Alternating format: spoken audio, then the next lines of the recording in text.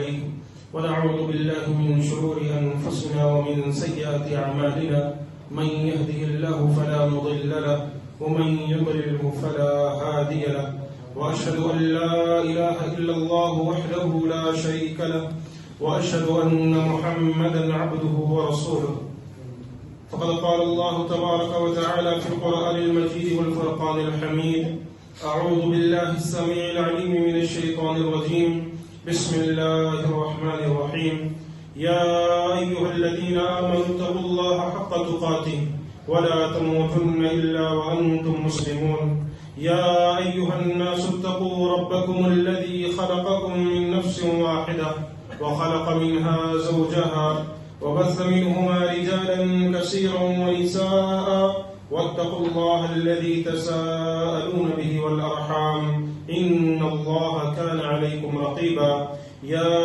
أيها الذين آمنوا اتقوا الله وقولوا قولا سديدا يصلح لكم أعمالكم ويغفر لكم ذنوبكم ومن يطع الله ورسوله فقد فاز فوزا عظيما أما بعد فإن خير الحديث كتاب الله وخير الهدي هدي محمد صلى الله عليه وسلم وشر الأمور محدثاتها وكل محدثة بدعة وكل بدعة ضلالة وكل ضلالة في النار والعياذ بالله ربنا لا علم لنا إلا ما علمتنا إنك أنت العليم الحكيم تمام قسم کی تعریف و توصیف حمد و ثنا کبریائی بڑائی بزرگی اللہ وحدہ لا شریک کے لیے ہے۔ درود و سلام ہو تمام انبیاء کرام پر، خصوصاً امام اکرم، ہادی عالم، شافی محشر، ساقی کوثر محمد اکرم صلی اللہ علیہ وآلہ وبارک وسلم پر۔ معزز سامعین کرام، دین اسلام ایک باعزت دین ہے۔ دین اسلام نے لوگوں کو قرآن و سنت پر چلنا سکھایا، اور دین اسلام نے لوگوں کو کس انداز سے اپنی زندگی گزارنی ہے اس چیز کو سکھلایا۔ لیکن افسوس کی بات تو یہ ہے کہ دین اسلام نے لوگوں کو ہر قسم کی چیز دی، ان کو عزت بھی دی، ان کو سربلندی بھی دی، ان کو امن و سکون بھی دیا۔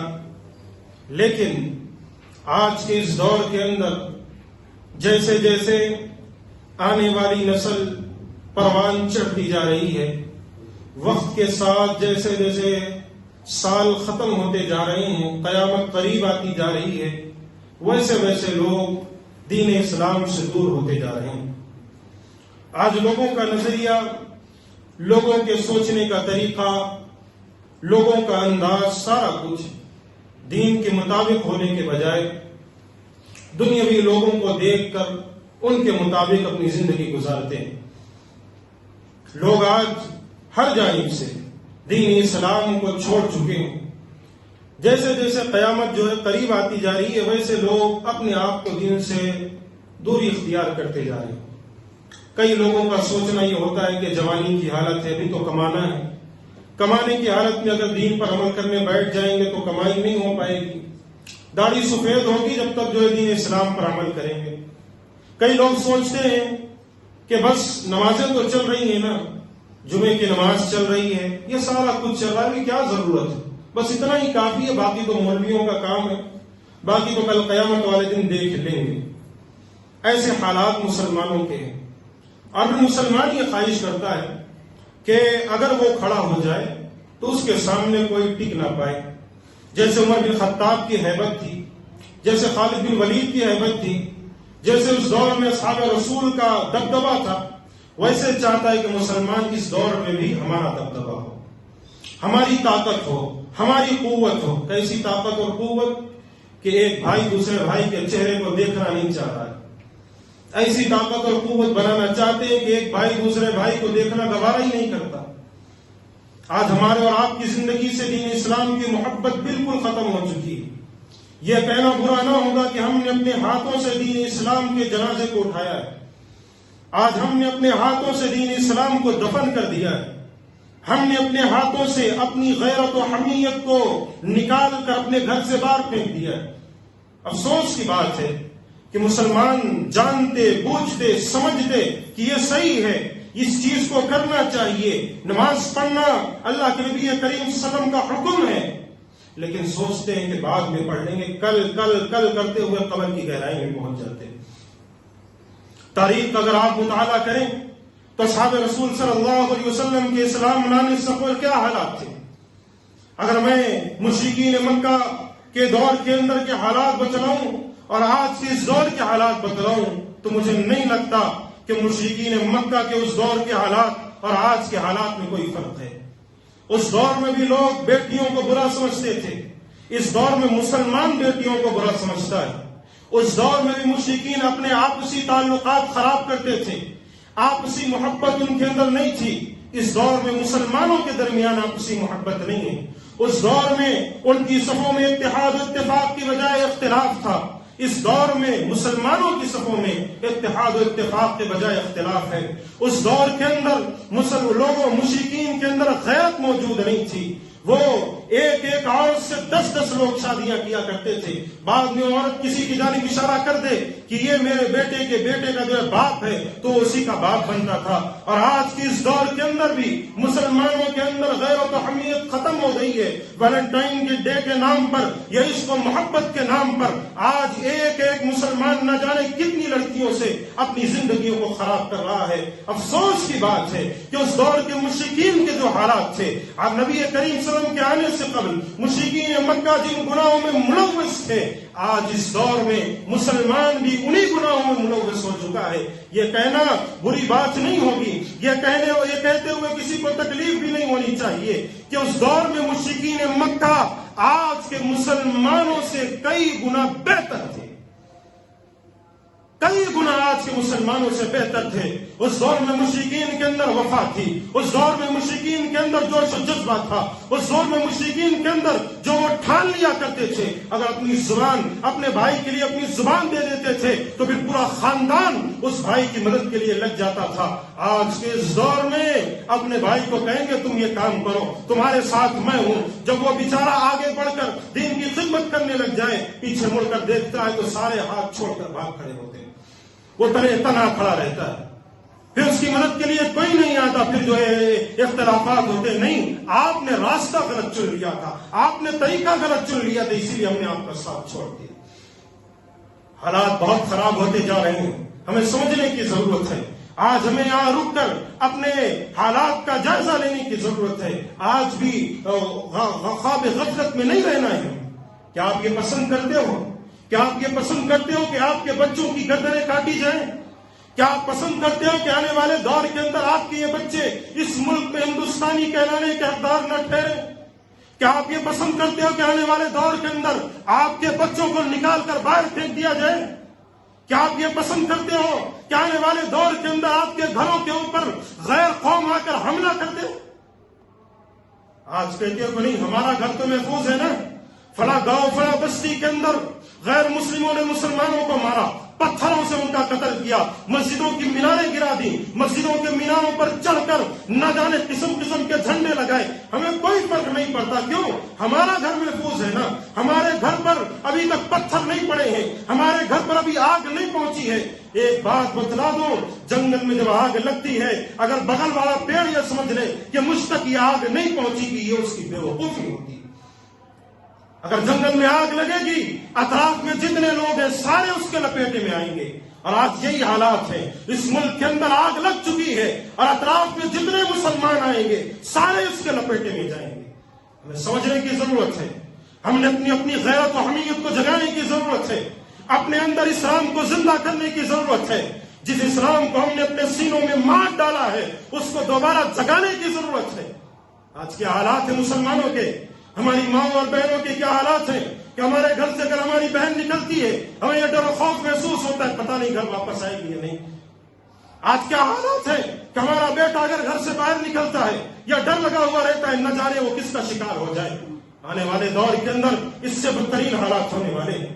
یہ بات یاد رکھیے گا، انہی ممبر و محراب سے علماء آنے والے دور سے قبل اس دور سے پہلے کئی سالوں سے تمہیں سمجھاتے ہوئے آئے کہ اپنے ملک کی قدر کر لو، اپنے ملک کے لیے کچھ کر لو، دین کی خدمت کرو، لیکن نہیں، اور آج یہ حالات ہے کہ خود کو مسلمان کہنا بھی ہمارے لیے دشوار ہو چکا ہے. ہمارے اندر غیرت ختم ہو چکی، ہمیں اسلام سے محبت نہیں. ہماری بہنیں اگر بے پردہ باہر گھومتی ہیں ہمیں کوئی فرق نہیں پڑتا. کیوں؟ آج کے دور، آج کا کلچر یہ چاہتا ہے. اور افسوس کی بات ہے کہ الگ جہاد کے نام پر ہم پر الزامات لگائے گئے.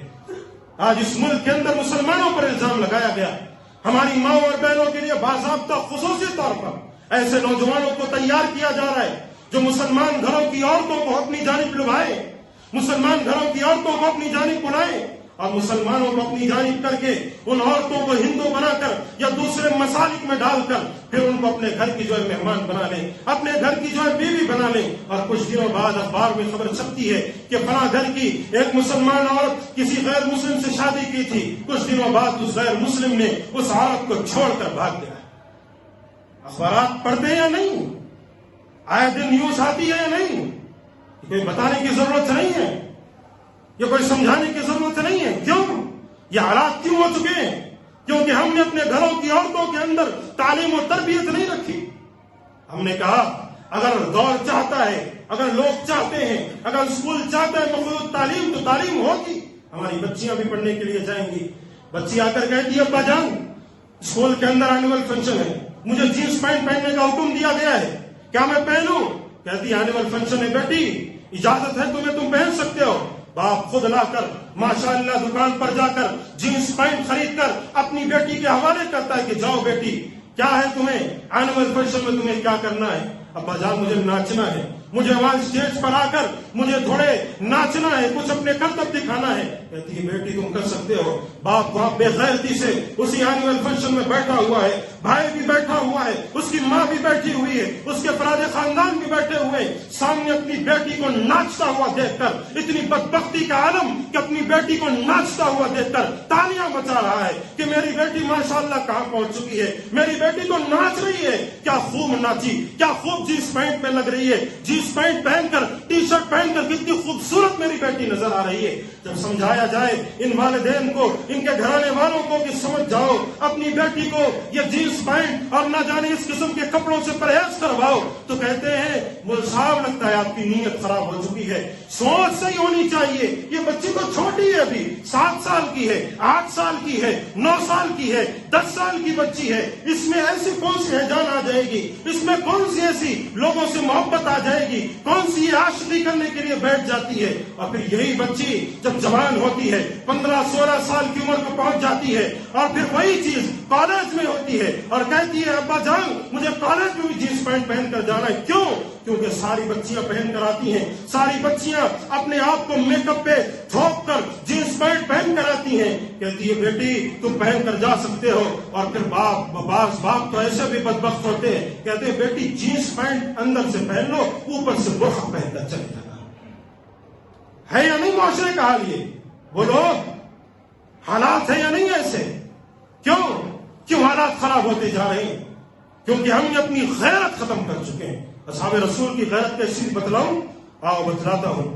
کہا کہ ایک مرتبہ اللہ کے رسول صلی اللہ علیہ وسلم نے سعد بن عبادہ رضی اللہ عنہ نے ایک مرتبہ نبی کریم صلی اللہ علیہ وسلم موجود نہیں تھے اس موقع پر. مغیرہ بن شعبہ رضی اللہ عنہ بیان فرماتے ہیں کہ سعد بن عبادہ نے ایک موقع سے کہا لو رأيت رجلا مع امرأتي، اگر میں اپنی بیوی کو کسی دوسرے شوہر کے ساتھ، اجنبی مرد کے ساتھ دیکھ لوں تو اسے تلوار کی دھار کی جانب سے مار ڈالوں گا، اسے موت کے گھاٹ اتار دوں گا اگر میری بیوی کسی دوسرے مرد کے ساتھ بات کرتی ہوئی نظر آتی ہے. اور آگے سنو، نبی کریم صلی اللہ علیہ وسلم تک یہ بات پہنچی تو نبی کریم صلی اللہ علیہ وسلم نے ارشاد فرمایا، کہا کیا تم سعد کی غیرت پر تعجب کرتے ہو؟ صحابی رسول پہنچے، کہا اللہ کے نبی ایسے ایسے سعد بن عبادہ نے کہا ہے. کہا کیا تم سعد بن عبادہ کی غیرت پر تعجب کرتے ہو؟ سنو، اس سے زیادہ غیرت کرنے والا میں ہوں، اس سے زیادہ غیرت مند میں ہوں اور مجھ سے زیادہ غیرت مند اللہ ہے. افسوس کیجیے گا، آج ہم نے اپنے آپ پر ماتم کرنا ہے، ہمیں سوچنا ہے، اپنے بالوں کو پکڑ کر نوچنا ہے کہ کیا حالات ہیں، کیا حالات ہیں کہ گھر میں آ رہے ہیں آتے جا رہے ہیں. کون ہے بھائی یہ آنے والے مرد؟ کون ہے؟ کہتے نہیں یہ تو ہمارے پھپھو کی چاچی کے بیٹے کے پوتے ہیں، نہ جانے کون سے رشتے داری آ کر گھر میں بیٹھے رہتے ہیں. یہ ہمارا پڑوسی، یہ ہمارا بچہ ہے، پرسوں ہمارے سامنے بڑا ہوا ہے، گھر میں بیٹی موجود ہے، کہتے نہیں بچپن سے ہمارا پڑوسی ہے، بچپن سے آنا جانا اس کا ہے. کیا ہے؟ بچپن سے یہ ہمارا پڑوسی ہے، اس کا آنا جانا لگا ہوا ہے. بچپن سے ہمارا بچہ گھر میں آتا رہتا ہے، یہ پڑوسی کا بچہ ہے. اتنا تھا جب پیدا ہوا، ہم دیکھیں ہمارے سامنے پیدا ہوا، ہماری بیٹی ہمارے گھر میں، لیکن بچپن سے آنا جانا ہے، تعلقات ہمارے ہیں. بچہ جوان ہو گیا ہے، گھر میں بیٹی جوان ہو گئی ہے، نہیں روکتے. کیوں؟ وہ بچپن سے آنا جانا ہے، نارمل چیز ہے، کوئی بری چیز نہیں ہے اس میں. اور جب پتا چلتا ہے کہ وہی بچہ ان کی بیٹی کو لے کر بھاگ گیا نا، تو اپنے ماتھے کو پٹکتے ہیں. بتانے کی ضرورت نہیں ہے، تعجب نہیں ہونا چاہیے ہمیں. کیوں؟ آج کے ماحول کے اندر یہ چل رہا ہے. ایسے واقعات ہو رہے ہیں کہ ایک باپ، ایک ڈرائیور تھا، باپ، اخبارات کے اندر ایک اخبار میں یہ چیز چھپی ہوئی تھی، باپ ڈرائیور تھا، اس نے جو ہے اپنی بیٹی کو ڈرائیوری کرتے ہوئے پڑھایا، اس نے ساری تعلیم دلوائی. غریب تھا لیکن پوری تعلیم دلوائی. لیکن افسوس کی بات یہ بھول گیا کہ دینی تعلیم بھی کچھ ہوتی. یہ بات بھول چکا تھا کہ دینی تعلیم بھی کچھ ہوتی، دینی ماحول بھی کچھ ہوتا ہے، قرآن و سنت بھی کچھ ہوتا ہے، پردہ بھی کچھ ہوتا ہے، عورتوں کی عزت و آبرو بھی کچھ ہوتی ہے. بھول گیا تھا وہ باپ. بچی کو نہ جانے بڑی بڑی ڈگریاں دلوا دیا. ایک دن وہی باپ عدالت کے کٹ گھرے میں کھڑا ہوا ہے، سامنے اس کی بیٹی کھڑی ہوئی، اپنے عاشق کے ساتھ کھڑی ہوئی، اور کہہ رہی ہے کہ میں اپنے باپ کے ساتھ نہیں بلکہ اپنے عاشق کے ساتھ رہوں گی. کیوں؟ یہ حالات کیوں ہوئے؟ یہ منظر سامنے کیوں آیا؟ کیونکہ یہ منظر دکھانے والا وہ باپ خود تھا، یہ منظر دکھانے والی وہ ماں خود تھی. کیا مجھے اپنی بیٹی پر پکا بھروسہ، میری بیٹی کوئی غلط کام نہیں کر سکتی، اور ساری دنیا کے ماں باپ اپنی اولاد پر بھروسہ رکھتے ہیں. لیکن اس کا یہ مطلب نہیں ہے کہ اس کو دینی ماحول سے آپ ناشنا کر دو. آج حالات کتنے خراب ہوتے جا رہے ہیں، ہم دیکھ رہے ہیں. مسلمانوں پر پتھراؤ کیا جا رہا ہے، مسلمانوں کو مارا جا رہا ہے، مسلمانوں پر ظلم و بربریت کی جا رہی ہے. کیوں؟ اس کے بہت سارے وجوہات ہیں. اگر آج ہمارے گھر کی بیٹی، ہمارے گھر کی بہن اگر آج کسی غیر مسلم سے شادی کر کے جا رہی ہے تو اس کے بہت سارے وجوہات ہیں. ان میں سب سے پہلی وجہ یہ ہے کہ ہمارے گھروں سے دینی تعلیم ختم ہو چکی. سب سے پہلی وجہ یہ ہے کہ ہمارے گھروں سے دینی تعلیم ختم ہو چکی. ہم یہ سمجھتے ہیں کہ ہمارے گھر کا بیٹا اگر کسی دوسری لڑکی سے عاشقی کر رہا ہے وہ بری بات نہیں، وہ بری بات نہیں. کیوں؟ کتنے مرد ہیں جو کسی غیر عورت سے عاشقی کرتے ہوئے، کسی غیر جو ہے محرم لڑکیوں سے عاشقی کرتے، وہ کوئی بری بات نہیں. ہمارے گھر کی بیٹی اگر کسی غیر مرد سے عاشقی کرتے ہوئے پکڑی گئی تو پھر بری بات ہو گئی. تمہارے گھر کا بیٹا اگر کسی دوسری لڑکی کی زندگی تباہ کرے وہ برا نہیں. آج ایسے نوجوان موجود ہیں، برا مت مانیے گا، افسوس ہوتا ہے. اس ٹیلی فون کے ذریعے نہ جانے کتنے نمبرات لڑکیوں کے رکھے ہوتے ہیں، کتنی مرتبہ لڑکیوں سے بات کرنے کے لیے اتاولے ہوتے ہیں. ایسے نوجوان آج موجود ہیں، اور ان سے پوچھا جائے تو مسلمان لڑکیوں کو اپنی جال میں پھنسائے ہوئے، ایک نہیں 10 لڑکیوں کو پھنسائے ہوئے. اور پھر یہ نوجوان کہتے ہیں ہمیں اسلام سے محبت ہے، ہمیں دین سے محبت ہے، اور پھر آ کر کہتے ہیں شیخ لڑکیاں آج کل کی بگڑ گئی ہیں، آج کل کی لڑکیاں خراب ہو گئی ہیں، آج کل کی لڑکیاں تباہ ہو گئی ہیں. وہ افسوس کی بات ہے تم پر، تم بھی تو بے غیرت ہو چکے ہو کہ ان لڑکیوں سے عاشقی کرتے ہوئے تھے، ان لڑکیوں سے تم محبت کرتے پھرتے ہو، اور پھر کہتے ہو آج کل کی لڑکیاں خراب ہو گئی. اگر وہ لڑکیاں خراب ہوئی ہیں، خراب کرنے والے مرد بھی شامل ہیں، خراب کرنے والی آج کی نوجوان نسل بھی شامل ہے. افسوس کی بات ہے، بڑا تعجب ہوتا ہے، بڑا دکھ ہوتا ہے. اور دکھلاؤ غیرت کسے کہتے ہیں، غیرت و حمیت کسے کہتے ہیں. آج اگر کیا بھائی یہ کون ہے شادی خانوں میں، ذرا آپ دیکھیے شادی خانوں میں عورتیں جو بے پردہ گھوم رہی ہیں، مرد حضرات آتے جا رہے ہیں. غور سے دیکھا جائے بھائی آپ کو کبھی دیکھا نہیں تھا. نہیں، میں جو ہے ہماری جو بہن ہے، پوچھا جائے آپ کون ہے، کہتے نہیں جس کی شادی ہے نا اس کے والدہ کی چاچی کی میں بیٹی ہوں، اور یہ میرا بھائی ہے، یہ میرا بھائی ہے. اس میں پردہ کیا ہے؟ اس میں پردہ کیا کرنا ہے؟ کوئی پردہ نہیں کرنا اس میں. وہ اندر سیدھا ایک مرد گھس رہا ہے عورتوں کے اندر. بھائی آپ کون ہیں؟ نہیں میں اس لڑکی کا جو پڑوسی ہوں، ہمارا بچپن سے تعلق تھا، سب جانتے ہیں. پردہ کیا کرنا ہے اس میں؟ نہیں، پردہ کسے کہتے ہیں اس میں؟ ہماری عورتیں اگر ہم دیکھیں کسی غیر مرد کے ساتھ بات، بھئی وہ کون ہے؟ نہیں وہ کوئی نہیں ہے، وہ اس کا جو ہے پرانا جو کالج فرینڈ تھا، کالج فرینڈ تھا، گفتگو کر رہی ہیں، کیا ضرورت ہے پردے کی؟ یہی حالات ہے نا. اور تم کو بتلاؤ ایک دور کا واقعہ، دین اسلام جو ہے جب آیا، دین اسلام آنے کے بعد غیرت و حمیت کتنی تھی، دین اسلام آنے کے بعد عورتوں اور مردوں میں غیرت کتنی تھی کہ ایک مرتبہ نبی کریم صلی اللہ علیہ وسلم کے دور کے بعد کا واقعہ ہے کہ قاضی ایک مرتبہ بیٹھا ہوا، عدالت میں بیٹھا ہوا، ایک عورت آئی کہتی ہے میرا شوہر اس کو 500 درہم بطور مہر دینا باقی تھا، اس نے مجھے نہیں دیا، میرا شوہر 500 درہم اسے مجھے دینا تھا بطور مہر، میری شادی ہو چکی ہے، ابھی تک میرے شوہر نے مجھے بطور مہر ابھی تک وہ چیز نہیں دی۔ شوہر کو بلایا گیا، شوہر سے پوچھا گیا تو شوہر کہتا ہے کہ نہیں، میں نے تو اپنی بیوی کو مہر پورا دے دیا، میری بیوی جھوٹ بولتی، میری بیوی جھوٹی ہے، میں اس کو پورا مہر ادا کیا ہے، 1 روپیہ بھی اس کا نہیں کھایا ہے۔ چنانچہ اس شوہر کو قاضی کہتا ہے کہ دیکھو اگر تم کہتے ہو تم سچے ہو نا تو تمہیں چاہیے کہ تم 2 گواہ پیش کرو۔ شوہر کو کہا گیا تم سچے ہو تو 2 گواہ پیش کرو، تم نے 2 گواہ اگر پیش کر دیے، دونوں گواہوں نے کہہ دیا کہ یہ بیوی، اس نے اپنی بیوی کو پیسے دیے تھے، یہ بیوی جھوٹ بول رہی ہے، یہ عورت جھوٹ بول رہی ہے، تو میں تسلیم کر لوں گا۔ چنانچہ شوہر گیا، 2 گواہوں کو لا کر سامنے کھڑا کر دیا، تو قاضی نے کہا کہ اس عورت سے کہا کہ تم اپنا پردہ اٹھا لو، جو چہرے پر تم اپنا پردہ ڈالے ہوئے ہو، جو نقاب پہنی ہوئی ہو، اس کو اٹھاؤ تاکہ یہ جو 2 گواہ ہیں تمہیں دیکھے، تمہیں دیکھ کر پہچانے، ہو سکتا ہے کسی اور کی گواہی دینے آ گئے ہو تو، کسی اور عورت کی گواہی دینے آ گئے ہو تو چہرہ تو دیکھنا ضروری ہے نا، چہرہ دیکھ کر وہ بتا سکتے ہیں کہ مہر دیا یہی عورت ہے کوئی دوسری عورت ہے۔ اپنے پردے کو اٹھاؤ، اللہ اکبر، سامنے مرد بیٹھا ہوا تھا، غیرت آ گئی اس کو، مرد بیٹھا ہوا تھا سامنے، اس کا شوہر، غیرت آ گئی۔ قاضی سے پوچھتا کہتا ہے پردہ اٹھانے کی کیا ضرورت ہے، میری بیوی کو سر عام بے نقاب کرنے کی کیا ضرورت ہے، نہیں اٹھانا ہے، میں اپنی بیوی کو یہ حکم نہیں دیتا کہ میرے جو 2 ساتھیوں کے سامنے اپنا جو پردہ اٹھائے، اپنا چہرہ دکھلائے۔ قاضی نے کہا کہ دکھانا تو ضروری ہے، بنا اس کے کوئی چارہ نہیں ہے۔ اس شوہر نے وہی عدالت میں کھڑے ہوئے کہتا ہے کہ میں اللہ کی قسم کھا کر کہتا ہوں میں نے ابھی تک اپنی بیوی کو مہر نہیں دیا تھا، میں نے اپنی بیوی کو ابھی تک مہر نہیں دیا ہوں، اللہ کی قسم کھا کر کہتا ہوں، اور آج میں اپنی بیوی کو مہر دوں گا۔ اور وہیں اس کی بیوی کھڑی ہوئی، غیرت کے مارے اس نے کہا، اپنے شوہر کی اس غیرت کو دیکھ کر، اس کی اس حمیت کو دیکھ کر قاضی کے سامنے میں اعلان کرتی ہوں کہ اپنے شوہر کے مہر کو میں نے معاف کر دیا۔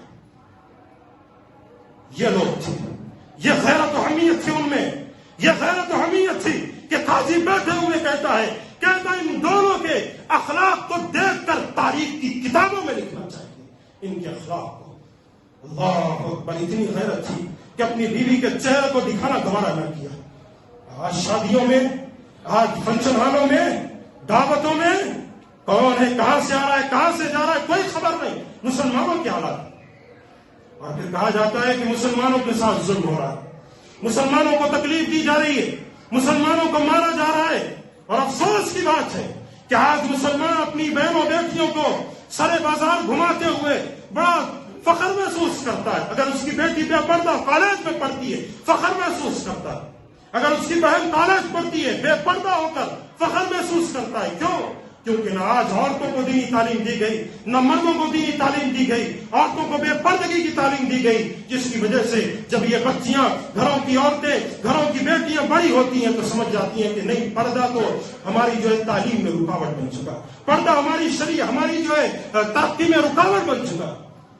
تاریخ اٹھا کر آپ دیکھیے، ایک مرتبہ ایک مسلمان خاتون، نبی کریم صلی اللہ علیہ وسلم کے دور کا واقعہ ہے، ایک مسلمان عورت اللہ کے رسول صلی اللہ علیہ وسلم کے دور میں وہ دودھ بیچنے کے لیے بنو تیم کا جو ہے ایک قبیلہ تھا، اس قبیلے میں پہنچی، اپنے دودھ کو لے کر دودھ اس نے بیچ دیا، دودھ سارا ختم، بیچ دیا۔ راستے میں اسے ایک لوہار کے پاس سے کسی چیز کی ضرورت تھی، لوہار یہودی تھا، لوہار کے پاس وہ بیٹھ گئی کسی کام کے لیے، جو ہی بیٹھی اطراف میں یہودی بیٹھ گئے۔ یہودیوں نے کوشش کی، کہا اس عورت سے، کہا آپ اپنا پردہ تو اٹھا دیجئے، جو آپ اپنا نقاب تو اٹھا دیجئے، نقاب کیوں پہنی ہوئی ہے؟ بڑی کوشش کی یہودی، بڑی کوشش کی، بہت کوشش کرنے کے بعد وہ ناکام ہو گئے۔ تو لوہار جو بیٹھا ہوا یہودی تھا، اس نے پیچھے سے عورت کے پردے کو، یعنی عورت کے کپڑے کو جو ہے ایک قسم کی کسی چیز میں جو باندھ دی۔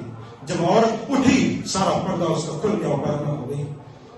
مسلمانوں کی ماں، دین اسلام کی وہ خاتون برہنہ ہو گئی۔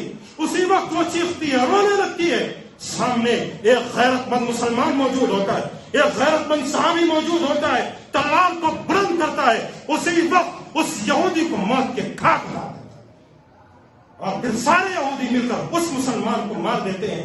نبی تک یہ بات پہنچتی ہے، اللہ کے رسول صلی اللہ علیہ وسلم تک جب یہ خبر پہنچتی ہے، نبی صحابہ کا لشکر لے کر بنو قینقاع پہ حملہ کر دیتے ہیں اور مدینہ سے سارے قبیلے کو بھگا دیتے ہیں۔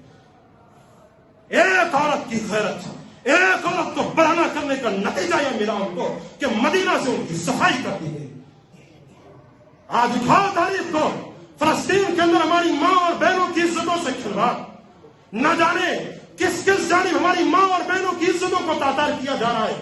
خون میں لطفت ہماری بہنیں اپنے بچوں کو ہاتھوں میں لیے ہوئے اپنی عزتوں کو لٹائے ہوئے بیٹھے ہوئے انتظار ہے کہ کوئی صلاح الدین ایوبی تو پیدا ہوگا، کوئی خالد بن ولید پیدا ہوگا، بیت المقدس انتظار کرتا ہے، کوئی صحابی پیدا ہوگا، کوئی عمر بن خطاب جیسی شخصیت پیدا ہوگی کہ جو آج میری نگاہوں کے سامنے، اس مسجد کے سامنے میری ماں اور بہنوں کی عزتوں کو تاتار کر رہے ہیں، میری ماں اور بہنوں کی عزتوں کو کھیلا جا رہا ہے۔ اور افسوس کی بات ہے کہ مسلمان سمجھتا تھا وہاں پر کیا جا رہا ہے، وہاں پر تکلیفیں دی جا رہی ہیں، لیکن آج اس ملک کے اندر آئے دن اخبارات میں آتا ہے فلاں مسلمان بہن کی عزت لوٹی گئی، فلاں مسلمان مرد کو قتل کر دیا گیا، فلاں مسلمان گھرانے کے اوپر حملہ کر دیا گیا۔ کیوں؟ کیا وجہ ہے؟ کیا وجہ ہے؟ وجوہات کیا ہے؟ جب یہ سارے اخبارات پر آتے ہیں، ساری چیزیں چھپتی ہے، مسلمانوں کو ایک ہی چیز نظر آتی ہے اور وہ ہے ان کے اشیاء کو استعمال کرنا بند کر دو۔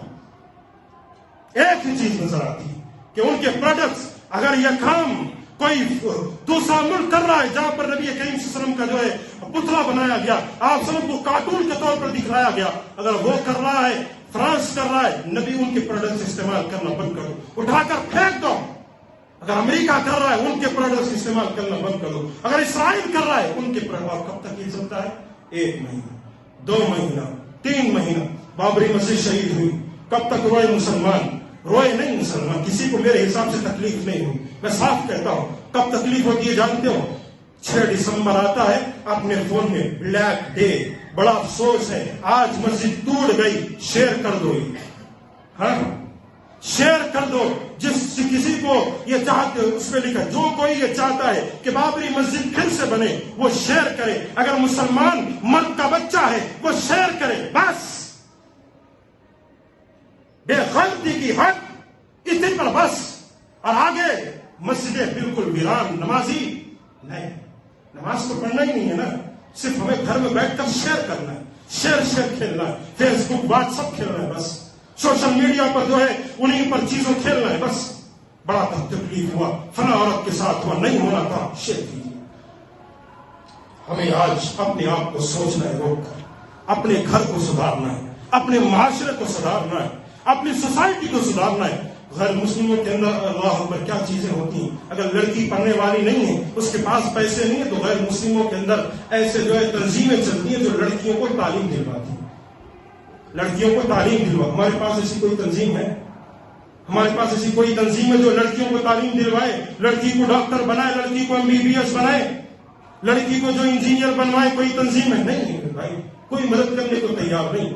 وہاں اگر لڑکا پڑھ نہیں پاتا تو ان کے پاس تنظیمیں ہوتی ہیں، لاکھوں کروڑوں کے پیسے ہوتے ہیں، اس کے ذریعے سے ان لڑکوں کو پڑھایا جاتا ہے، آگے پڑھایا جاتا ہے۔ ہمارے پاس کیوں؟ کیونکہ ہم جو یہ چاہتے ہیں کہ یار میرا بیٹا ڈاکٹر بن رہا ہے نا، میرے پڑوسی کا بیٹا ڈاکٹر کیسے نہ بنے، پوری کوشش کرتے ہیں، میرے پڑوسی کا بیٹا ڈاکٹر نہیں بننا چاہیے۔ اگر میرا بیٹا انجینئر بن رہا ہے نا، فلاں بھائی کا بیٹا انجینئر بن رہا ہے، کیسے اس کو دبایا جائے، کیسے اس کو کمزور کیا جائے، کیسے اس بچے کے جو ہے ہمتوں کو کاٹا جائے کہ وہ بچہ انجینئر پڑھائی چھوڑ دے۔ یہ حالات ہے، اور ہم کہتے ہیں کہ بھائی ہم مسلمان۔ پیارے دوستوں، اپنے آپ کو آج اس دور میں، آج جس دور کے حساب سے ہم چل رہے ہیں نا، یاد رکھیے کہ ایک دور ایسا بھی آئے گا کہ آپ اس جمعے کی نماز کے لیے مسجد میں آتے ہوئے بھی ڈرو گے۔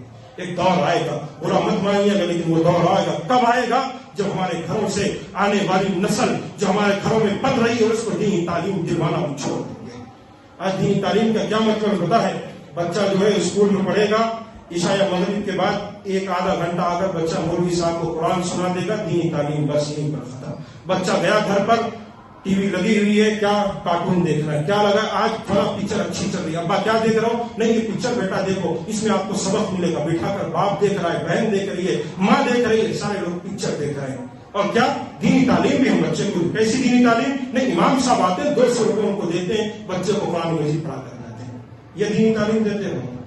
یہ دینی تعلیم نہیں. گھر کو پورا بدلنا ہے، پورے گھر کو بدل دینا ہے. گھر کے اندر، اور کئی ایسے مسلمان ہیں، برا مت مانیے گا، کئی ایسے مسلمان ہیں جو کئی جگہ کام کرنے کے لیے جاتے ہیں، اور کئی ایسوں کو دیکھا ہوں مسجد تو آتے ہیں لیکن نماز نہیں پڑھتے، باہر کھڑے رہتے ہیں. ایسے مسلمانوں کو دیکھا ہوں، اللہ کی قسم کھا کر کہتا ہوں، ایسے مسلم جوانوں کو دیکھا ہوں مسجد آتے ہیں نماز نہیں پڑھتے، باہر کیا اس سے کیا کہتے ہیں، طہارت سے نہیں ہوں، طہارت سے منصاف نہیں ہوں. کیوں طہارت سے نہیں ہے آپ بھائی؟ پانی کی کہاں کمی رہ گئی تھی کہ آپ جو طہارت نہیں لے پائے؟ کدھر جو ہے اس ملک کے اندر پانی کی کمی رہ گئی، آپ طہارت نہیں لے؟ طہارت سے نہیں.